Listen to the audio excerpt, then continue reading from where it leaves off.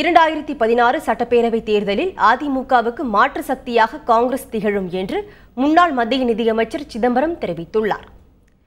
சென்னையில் நடைபெற்ற காந்தி ஜெயந்தி விழாவில் பங்கேற்று பேசிய சிதம்பரம், முதலமைச்சராகவும் ஒரு கட்சியின் தலைவராகவும் உள்ளவர் கைது செய்யப்படும் போது சம்பந்தப்பட்ட கட்சி தொண்டர்கள் மத்தியில் கொந்தளிப்பு ஏற்படுவது இயல்பானது என்றார்.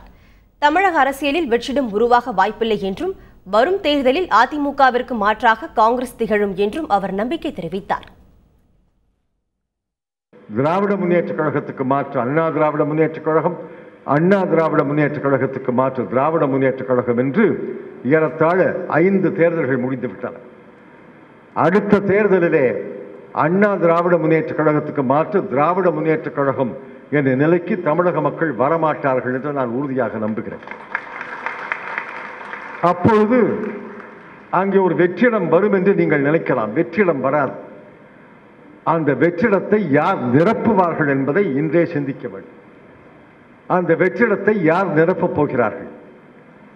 அந்த வெற்றிடத்தை நிரப்பப் போவதற்கு பல அரசியல் தலைவர்கள், பல கட்சிகள் முயற்சி செய்கிறார்கள். அது நியாயமான முயற்சி, அது தவறு என்று சொல்ல முடியாது.